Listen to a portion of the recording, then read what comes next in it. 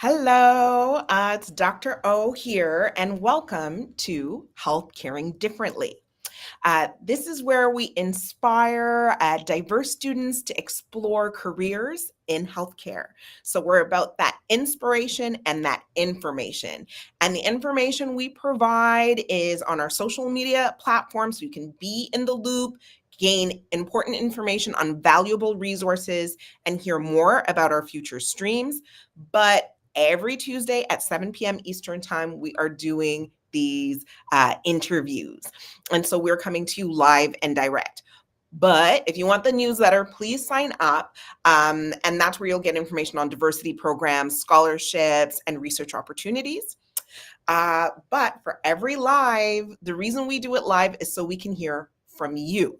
So please, tonight and every night that we have Health Caring Differently, drop your questions for our guests in the chat during the stream, and I'll make sure to ask them. Okay, we could have pre-recorded this, we could have done all kinds of things, but we do it live just for you so you can have benefit from the wisdom of our guests. So today, my guest is Dr. Petra Famiyeh, and she is a second-year medical resident in internal medicine at the University of Toronto. Petra has a strong interest in both cancer care and obstetric medicine. These are areas she's passionate about exploring further in her medical career. And as a first-generation Ghanaian immigrant, her lived experience fuels her commitment to health equity research or research in health equity, particularly in improving the health outcomes for Black patients. Additionally, Petra's own experiences with mentorship have inspired her dedication to guiding and supporting those interested in pursuing a career in healthcare. Welcome, Dr. Famiyeh. Hi, thank you so much for having me. Oh, yes. No, it's a pleasure to have you. And this is the extension of like our tea time series. So, like last week I had Cassandra Coyle, who is the president of the BMSAC. And then I wanted to make sure we're like repping like the next level, right? Which is like residency. And I mean, I heard you speak at Summer Mentorship Program 40th anniversary. And I was like, wow. I was like, okay, fire. I was like, no, everybody has to hear you. And I do hope to have your sister on in the future. We'll talk about that. But I was just like, I heard you and I was like, everybody has to hear you. So thank you. Thank you for honoring that. I'm very happy to be here. All right. So let's get down to it. We only have a little bit of time. And I know, students are interested in hearing from you. So I am wondering how you are health caring differently. Great question. So I think twofold. When I go to work every day, I look at my patient list and get ready to tackle. And in internal medicine, as a second year, I'm a senior, and so I'm responsible. Sorry, Petra. Yep. We are having some technical difficulties with your audio. I know that happened a little bit earlier in the test, but let's just try again. Do you want to start over? It's kind of doing like a weird little glitchy thing. Okay. So in internal medicine, it's still giving us a little bit of trouble. So you might have to join again, or I know that you're on your cute tablet and stuff, but you might want to think about, do you need your computer? Do you need your phone? But we can wait for you. I can talk. So I can fill the gap while you get back on. Okay. Oh, but I got to back up. Okay. So y'all, I don't want you to miss anything that Petra, Dr. Famiyeh, has to share with you, because when I heard her speak at the Summer Mentorship Program, we're going to talk about what that is, but it's a special program through the University of Toronto that started in the 1990s, like when health equity wasn't even a thing, and I'm guessing y'all weren't even born, but in the 1990s, amazing Black female physician, Dr. Miriam Rossi, was the first Black, I think, associate dean of medical school at the time. And she worked with a number of her colleagues and staff to create a program that would have outreach to Black and Indigenous students who were in high school to get exposed to the field of not only medicine, but like lots of areas of healthcare, dentistry, nursing, and all of those things. And it has grown so much. And we went for, I said the 40th, but I guess it would have been the 30th anniversary just a few weeks ago during the summer. But Petra talked about what an important influence that had on her work and her work in community and encouraging folks. So there we go. Okay. Let's see if this works. Okay. I hear you loud and clear. So I was just explaining to folks what the summer mentorship program was and how I heard you speak there. But let's get into how you're health caring differently first. Yes. So when I was explaining that as in internal medicine as the senior, I am responsible for the team, which is comprised of juniors as well as medical students. And so I look at the list, I distribute patients, and everybody goes off and sees their patients while I kind of do a more bird's eye view of things. And one thing I've started doing recently is taking time to really sit with patients to hear their stories. It sometimes takes a bit of time, and sometimes I have to, I don't have time for it. But when I do like to hear about where they're coming from, what brought them into the position that they're in now, and how I can better help them within their social context. Because I started to recognize that, people are in the hospital at one point in their life. And I may think, oh, yes, I know their blood count, I know their imaging results and whatnot, but I don't know them. And I think a huge part of medicine is knowing the population that you're serving. And so that's something I started to do recently. Today, I spoke to someone and, they just said, I just really want help. Can you help me? And I said, we're going to try our best. And, they explained their social situation to me. And I said, we're going to try our best. And I left the room feeling like, okay, now I can advocate for this person because now I know where they're coming from. I'm not going based off of assumptions. So that's one way. And the other way is I realized that a lot of things that I learned in both medical school and in early residency, sometimes I missed the why behind it. Sometimes I didn't really know why exactly am I doing this way and not the other way. And so one way that I'm trying to kind of pivot this for those that I now teach is that I take time to make sure that whenever I'm teaching a junior resident something, whether it be overnight on call or during the day, I say, okay, I want you to do this, and this for this patient. And this is why. I try not to forget the why, because I realize that a lot of things in residency can become repetitive and redundant. And you're thinking to yourself, why do I have to do this again? If you know the why, you'll understand the value. Because a lot of times I found myself going, that's why I had to do that. That's why that was important. And so that I'd say that's how I'm health caring differently. Oh, I love it. And I think, so I'm just gonna, we're having so we can hear you perfectly, but I think from our fantastic tech team, they were asking if you could put your camera sideways, because I think you have your phone. I have it on portrait. Yeah. Yeah. If you can. Okay. Let me see. Let's see. Don't lose you. But in the meantime, I'm going to speak to what Dr. Famiyeh just said about thinking about your patient's social situation. We are at a point in medicine. Oh, we lost your video, Petra.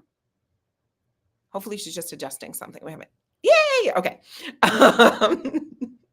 Okay. So she's adjusting that, but I'll just say, a lot of folks in medicine, even now, underestimate how much a person's social situation, their income, the way they're treated at work, the way they're treated at school, the way they're treated in their house, what they're exposed to, what opportunities that they don't get. Those are the things that have the biggest impact on health. such that there is a saying that we have in public health, which is that your postal code is more predictive of your health than your genetic code. But in recent medicine, a lot of the focus has been on just looking at the biology and looking at the genetics. But no, actually, what has the biggest impact on your health is what we call the social determinants of health. All the factors in your everyday life before you even go see the doctor, those are the things that have an impact on your health. And when you can do what Dr. Famiyeh just said, which is understand a patient and understand the social factors in their lives and advocate for them. Oh gosh, we're having so many little difficulties. Okay, and advocate. I think we're good now, Petra. Let's leave it. But when you can advocate for a patient, that's the piece that has an impact on their health, right? When you can help those letters that I used to write to landlords so that my patients could get good housing, that has more impact than writing a prescription for a next drug, right? Most of the time. So understanding it, and Dr. Famiyeh, you said something else that I love. You said understanding why. And there's two sides to that. There's two sides to understanding the why. There's a good side of it. Well, both are good sides, but one is where you understand why you should do that thing, right? You say, why am I doing this? You understand why you should do that thing. But then there might be other things that you're taught about, perhaps skipping over some things for a patient or seeing patients quickly. And then you have to say, well, wait, why? Because there's a different need that this patient has. Why do we do it this way? What about the traditional ways of this community? What about thinking about more than just the patient, but their family and their whole social circle that might be able to help them, which is different than like standard Western Eurocentric medicine. So having that critical lens to ask why, and you are encouraging your learners, because you're teaching now too, to ask those important questions why, helps you to be a more critical thinker and a better physician when you're out practicing on your own. The why helps. Why should I do it? Why should I maybe think about a different way? So I love it. I love it. Okay, so I think we have you like perfectly positioned. Girl, don't play with it no more. I know. That's the perfectionist in all doctors, right? I'm like, no, don't touch it. You're good. You're good. So that being said, you are a medical resident. You finished your medical school, and then now you're in internal medicine, but you will, you have your interest in cancer and also in obstetrics. So it's just mixing and matching and having that fun. But before you got to the point where you are, a medical resident, a young doctor, teaching other medical students, giving speeches at events, before that you were, a student who was trying to get into medical school and find, her way, or even before it was about getting into medical school, just trying to figure out what you want to do. So what challenges did you face when you were trying to get into medicine, or, just early in your journey? Yeah. So as far back as I can remember, I think the earliest challenges I faced was kind of questioning, is medicine for me, and trying to really understand, why do I even want to do this? Because I would talk to a lot of people, and they would say, oh, medical school is so hard to get into. And at that point, I'm thinking grade 11, grade 12, I was thinking of going to U of T for undergrad. And you would not believe the number of people who told me, U of T for undergrad, you will never get into med school. And so I went into undergrad with so much fear. I distinctively remember being at a church picnic, like school started in September and it was mid-August, and I just burst into tears because it had all just come to a head. And I told my sister, I was like, I'm never going to get into med school. Oh, that wasn't true. But, 18-year-old me. Now. And so it really was about kind of, there were these boundaries or these barriers that had been set up mentally for me by negative things that people had said. And so removing those barriers as I started undergrad was one of the huge challenges I had, because even when I would go write a test and say, okay, I think that went well, the thought would come up, the next one won't go well. You can't do this. And so it was a constant, every single day battle to just, tell myself, encourage myself, no, you got this, you got this. Mhm. And while I was trying to get the grades, because we all know the journey to med school really begins with GPA, Yeah. I was balancing research. I was a part of a research lab. So I would go there at night. It would be like 9 p.m. I'd be the only one there with my pipette working on my project. What lab were you in? What project? Paint the picture for us. We were looking at H. pylori, which is a stomach bacteria, and we were looking at how it releases a certain toxin that can over time cause cancer in people.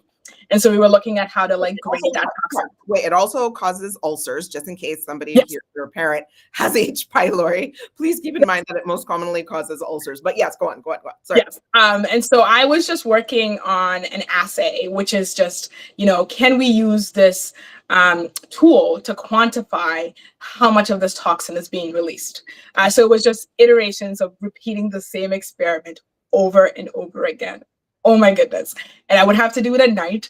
And most of the experiments were multi-day experiments. So you go in one day, you do one thing, and then you come back 2 days later, etc. While at the same time trying to keep up my active life in my church. And, I love teaching, love Sunday school. I was trying to keep doing that. It was a lot. It was a lot. And so I would say the balance aspect of things was also quite hard. And eventually, thankfully, thank God, I made it through. And reflecting back, a lot of the skills I learned throughout undergrad that got me into medicine is really what's keeping me going through medicine. Because while being in medicine, I was also engaged in a lot of things. I can't sit still. I am a person that needs to be doing lots of things. And then it gets to a point where I go, oh my goodness, I'm doing so much. I'm stressed. But the good thing is I have these skills now that I can then apply to help me be productive and to excel in whatever that I'm doing. Yes, girl, and you are excelling. You are excelling, and we are so proud.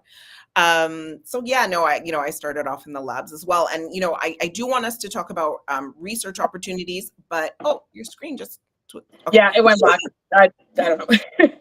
Am I back? Yeah, pardon? Yeah, you're back. Am I back? Yeah, okay. Flipped to you. I don't know how, but it's okay. We're fine.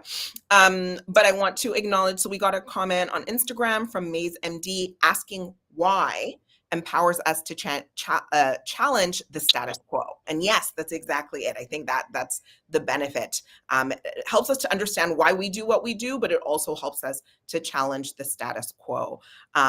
So that is important in what you're teaching, Dr. Famiyeh. And I think when you talk about the challenges that you've had and looking back on how it's helped you to be a better doctor now and to balance things and to have that tenacity, you talk about that voice in your mind that's telling you, okay, maybe you overcame this hurdle, but the next one is not, you know what I mean? Like it's going to just be like a failure. It's going to be like an epic fail. We all have those voices actually in our minds, and I think it's exactly what you said. You learn how to quiet it, to sometimes acknowledge it, right? So, Buddhism, but it's like saying, okay, feeling like I see you, but you're not me. Exactly. You don't have to suppress it. It's like, I see that you're there. You have a habit of being there, but you're not reality, right? Yes. And learning how to do that more and more. So you build that muscle and that resilience. Now, with that being said, you talked about undergrad, but before undergrad, you had some exposure to research and to thinking or considering areas like medicine. So how did that happen for you? Because my understanding is it was the summer mentorship program, but I'm not sure that I have the full story. So yes, please tell us how the early journey started. So going all the way back to elementary school. So my sister, Ida, she is 8 years older than me. So she did everything before I did. And so when I was in grade 7, she was in high school and she did the summer mentorship program. Am I remembering this right? No, sorry. She did a summer mentorship program way earlier. But then when I was in grade 7, she was in pharmacy school and was a coordinator of the program. And so she brought me along during the summer because I had heard her talk about it nonstop. And I was home doing nothing. I wanted to go. I wanted to be downtown. I wanted to be at the great U of T, you know? So she brought me and my friends. And the first time we actually went, it was because every year SMP has a talent show. And, you know, she kept saying, oh, the students are so shy. They don't want to perform. And my friends and I, we love to dance. And so we said, we'll perform. You're like, we'll do it. Yeah. Okay. So we had our little routine put together. We did some cartwheels here and there. And then after that performance, we got to talk to some of the students and they raved about how great the program was and how much they loved it. And this was near the end of the program. So we said, next year, we're coming for the whole thing. We will be your volunteers. And sure enough, that's what we did. And so we spent the whole summer with Ida and her other coordinators, as well as the SMP, folding T-shirts, you know, writing name tags, etc. And through that, we got exposure to the speakers that came to talk. I got to see Actually, people. before we talk about the speakers who came to talk, Yeah. just for those who might just be tuning in, first of all, send your questions in your comments. But Petra, do you want to take Dr. Famiyeh, do you want to take a second to describe what the Summer Mentorship Program is and who it's designed for? I will do one thing though and give a shout out to Ike Okafor, who took the reins in leading this initiative, and now as a director, he's much higher, supervising a number of initiatives like this. But yes, do you want to talk about what Summer Mentorship Program is?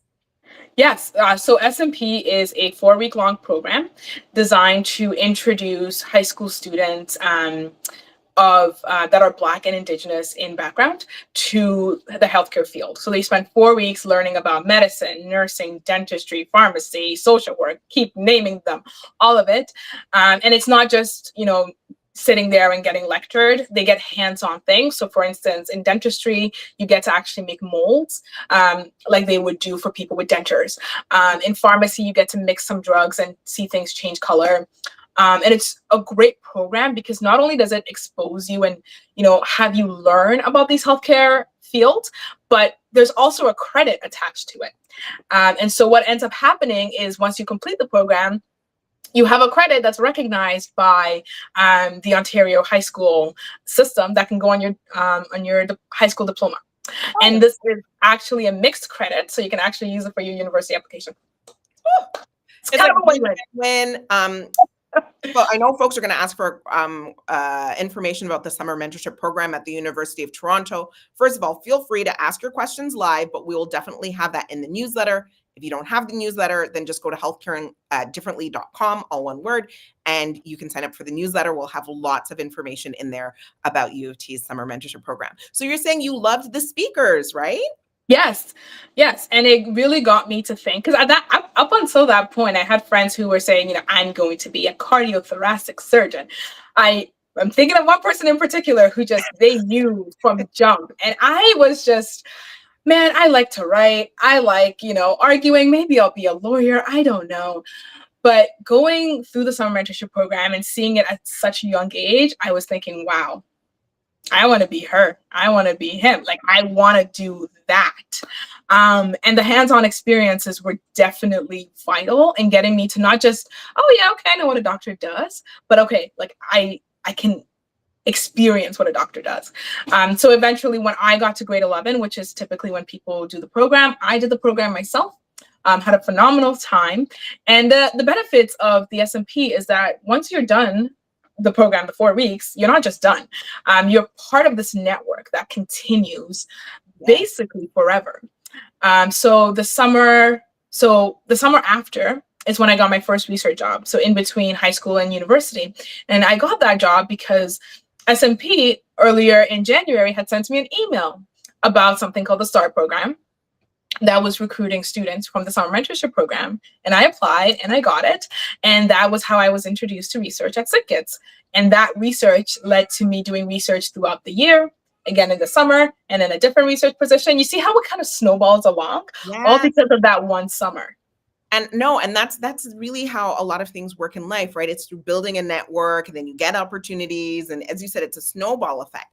Can we talk about, so there's 5 minutes left, y'all. If you have questions, I mean, this is a young Dr. Famiyeh. She's looking at like Black health, women's health, cancer. Please send your questions. But can you speak a little bit about, now that you look back in your career, what is the impact of engaging in research at an early stage, like high school or early university, or even, jumping on that early in medical school. But early exposure to research, now that you're a physician, looking back, what are your thoughts on that? I think that research is vital for many reasons. The first being the skills that it teaches you.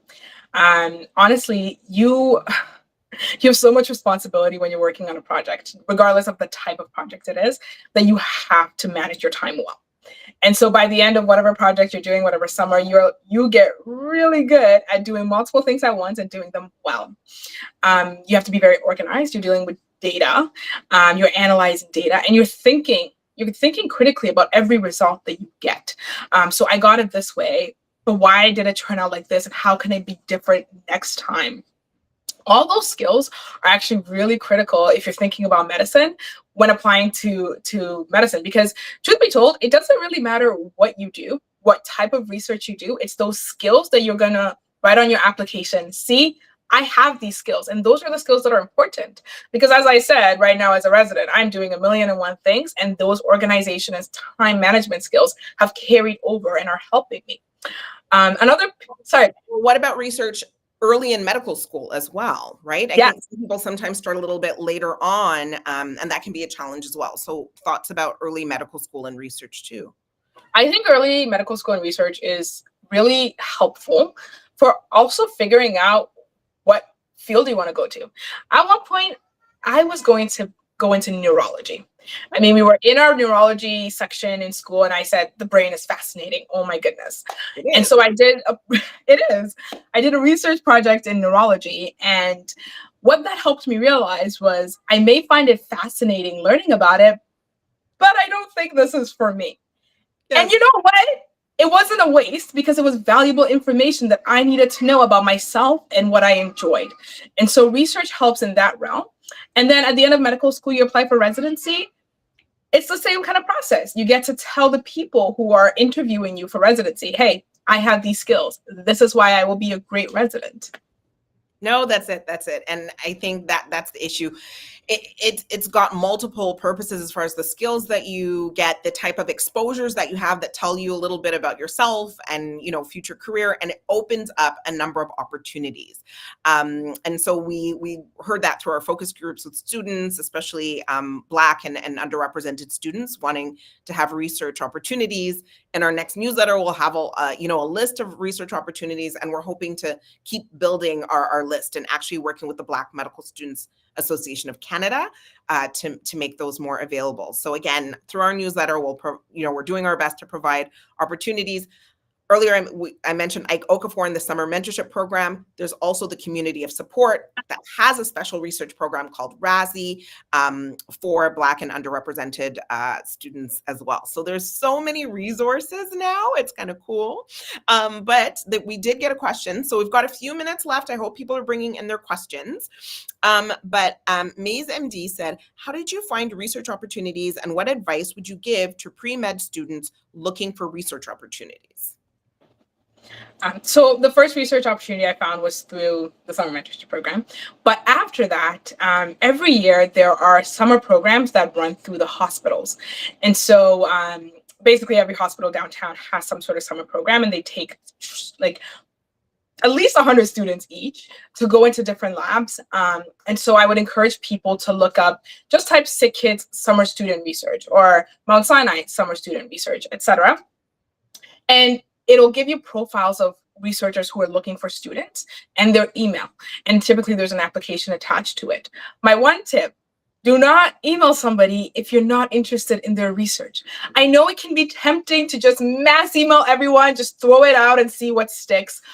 But this is something you're going to be doing for 8 weeks. You're going to be spending time, days, nights on it. Let it be something you're interested in, something you enjoy. Because I find that a lot of times people leave undergrad thinking, oh my gosh, research is the worst. But it's because they never got to do something they enjoyed. Make it a good experience for yourself. Find the topic you like, and then message those supervisors. And if you know somebody who's already in a lab, ask them, hey, is your lab looking for someone?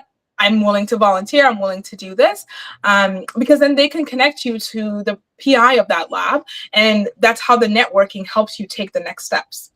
Yes, yes. And the PI is the principal investigator. That's the person who's the head of the lab.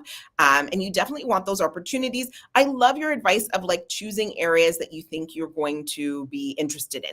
Definitely don't choose something that you hate, right? Yeah. But sometimes you don't know what you might be interested in, Yeah. but don't choose a topic that you hate, because you're going to enter the lab and it's going to be like draining, or your vibe is going to be off. And one of the things that you'll often want from a research experience, not always, but often, is a reference letter.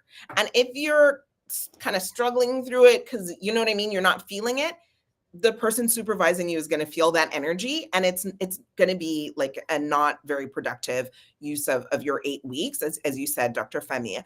So again, in our newsletter, we are, and have been actually making it very obvious, like where the programs are with sick kids and the different hospitals. And the great news is actually now a lot of the hospitals prioritize Black and Indigenous and underrepresented students. So actually, there's even more opportunity than before. So we try to let you know about those things. But I also like the aspect that you said, Dr. Famiyeh, about being proactive. So we have different things in our newsletters that might not rhyme with your timing. So definitely jump on Google and do what she said to take it into your own hands and look for, all of those different opportunities. But we're going to try our best to make them most evident to you. So it is 7:31 Eastern time. I'm just going to do one last check for questions. Otherwise, we'll wind down. So, it looks like we have questions on YouTube. Oh, there we go. Okay. So actually have 2 questions from Yursky. So do you think engaging in research before applying to medical school gets you a better chance of getting in? Also curious to know if any media has influenced your path, media as in like television shows or movies. So let's start with the first question. Do you think doing research before applying to medical school gets you a better chance of getting in?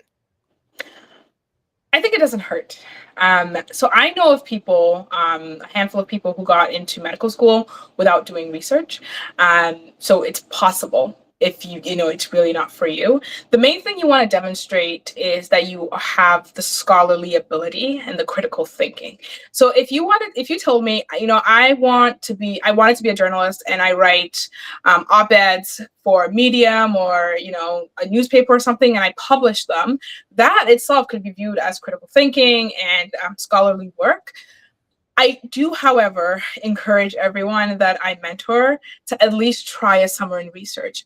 Because when it comes to applying for medical school, you want to be sure to do everything that you can to kind of meet the requirements. And we know that when we look at CanMed, which is a framework for physicians and medical students, there is a piece on scholarly work. And scholarly work, underneath that, research is highly valued. Moreover, medicine cannot advance without research. And so inherently, as they're choosing, who's going to be accepted into medical school, you have to understand that we're future doctors. Yes, we're going to be taking care of patients directly, but research is also vital in that. And so not only is it going to help you get into medical school, I know that's the only focus we have right now, but thinking about the future, thinking broader, research is actually quite vital. So if you start the skills now, it'll help you out in the future. Yes, yes. And I think also the piece that you said about network and the snowballing. So it'll help you get into medical school, but I know some of you are already in medical school. And what we see as a pattern is that for a lot of folks who are from underrepresented groups or who are first in family, they have that thinking like, okay, I got in, right? So let's say they didn't do research before medical school, or maybe they did a small project, but then it's like, okay, like I'm in.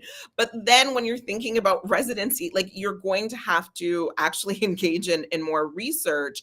And sometimes for Black students, Indigenous students, underrepresented students, they apply actually quite late for medical for like medical research projects, and then they don't end up with the research or the kind of topics that they're interested in or that push them towards their specialty. So actually starting that journey in a very serious way, in a serious way, I mean like understanding that research is actually going to be part of your life at the very least You might start at pre-medical, but it's definitely going to be there for medical, and it's definitely going to be there for residency because, like you said, it's part of that scholarly piece. So you want to try. If it's not possible, it's not possible, and people get in. Don't worry, people get into medicine without it. But it is a significant part of what medicine is throughout the journey. So find, hopefully, as Dr. Famiyeh said, something you enjoy, or explore different things to find out what you like and don't like. But you're going to need it, which is something I didn't realize. You're going to need to be engaged in research right through at least your training. The second question from Yursky was, if media has influenced your path. Like, did you have any influences from TV or anything like that? Grey's Anatomy, like everybody else, I started watching Grey's Anatomy at a very young age. It's been on for like 20 years now. So, but I remember just watching, Christina and Meredith and whatnot and saying, wow, once I decided I wanted to go into medicine, for some reason, the show just kind of held a new meaning for me. I would watch it with anticipation of seeing myself in their shoes. And I, really resonated with Miranda Bailey, if you're familiar, because she looked like me and she acted like me and she reminded me of people that I knew. And, she was going far in terms of how. Yep, that's going to be me. Representation matters. But actually, Yes. we also have to rep for your sister. Do you want to say a little shout out, a little something about your sister? Because you didn't just have role models on TV now. Yeah, so my sister's name is Ida. She's at Maisie MD. She is a pharmacist. So she did pharmacy first, but medicine was always on her heart. She always wanted to go into medical school. And so she applied multiple times and she finally got in. And when she got in, she was a mom of one, and now she's a mom of two, and she is a second-year medical student. I actually live with her. She's just in the other room. And so we are a very loud house with babies and studying and doing all these fun projects together. And underscoring it all is mentorship and our love for building up medicine in a way that reflects our communities.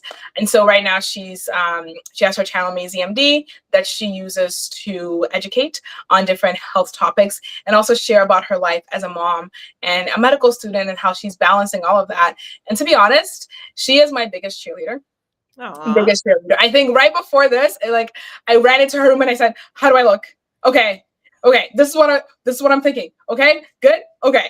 And I know that no matter what happens from high school up until now, in the middle of the day, I would oh my gosh, I can't do this. Or, oh my goodness, I'm not feeling well.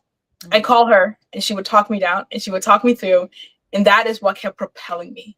I cannot say that enough. So she has been my anchor and she continues to be my anchor. I love it. I love it. Shout out to your sister, and just being medical sisters. I love it. Sisters in medicine. So we got a shout out for Grey's Anatomy. Yes.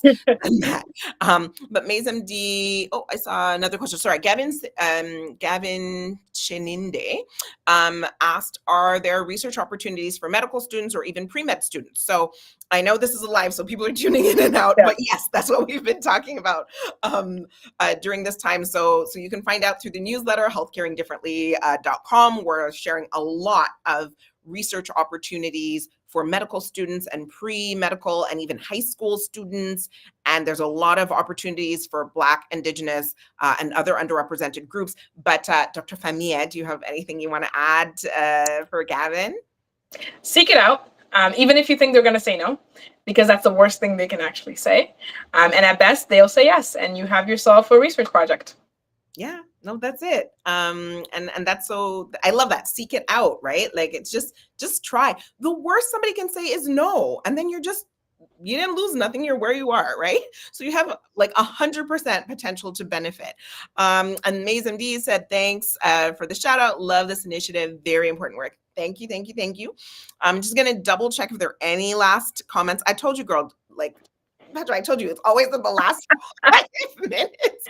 It's supposed to be a 30-minute show, but it always goes into 40 or 45 minutes because it's at the end that y'all like to ask your questions. It's cool. I get it. I get it. But going once, going twice, I'll just check if there's any more questions. Okay, I think that's it. And then, I mean, you've already answered my last question to you, which is, what advice do you have for folks who are early in their journey? I think we've talked about that, but do you want to add anything as far as like advice that you have or how people can reach you? Just anything you want to have pre-medical students, high school students, or early medical students? No. Know yourself, and know your goals. Be kind to yourself.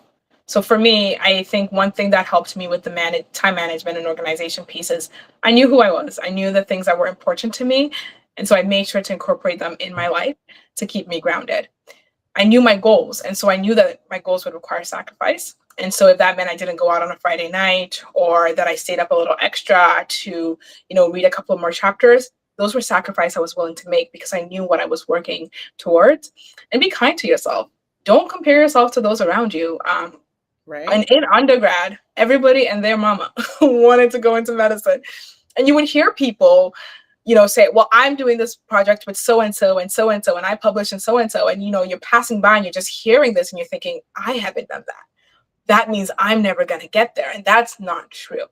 Recognize the things that you are doing and reach out to your mentors, reach out to your networks so that people can remind you what you're doing, because that also grounds you. And at the end of the day, you want to know that what you're doing is going to be effective. It's going to, get you to where you want to be. And your mentor can help you with that. So if you don't have a mentor, find one. And in that whole process, be kind to yourself. I love it. I love it. So yes, get that help. And the mentorship can come from people who look like you and from people who do not look like you, especially from those of us from underrepresented fields, right? So don't be afraid either. Look for the mentors in all shapes, colors, sizes, and everything. Keep looking, keep asking. And so with that, yes, know yourself, ask the questions why when you are in the field, to challenge status quo, but also to do that good studying and treat your patients with dignity. So those are all the things that we've learned tonight from Dr. Famiyeh. So thank you. I want to say thank you, much gratitude. I appreciate you as a medical resident. I know you guys have these like really wild on-call schedules. Like I'm faculty now. I don't do all that on-call. So I have to give credit where credit is due. I appreciate you taking the time to talk to us today. So thank you for joining us. Yes. All right. So next week's guest, we are honored to be talking to Dr. Gigi Osler, who is also a senator. And we will be talking about leading systemic change as an MD. Thank you so much for watching. Follow us on social media. And I can't say it enough, please do sign up for the newsletter if you want the information on all of these resources that we're talking about. And so sign up for the newsletter. Otherwise, I will see you next Tuesday at 7 p.m. Eastern Time. Thank you and good night.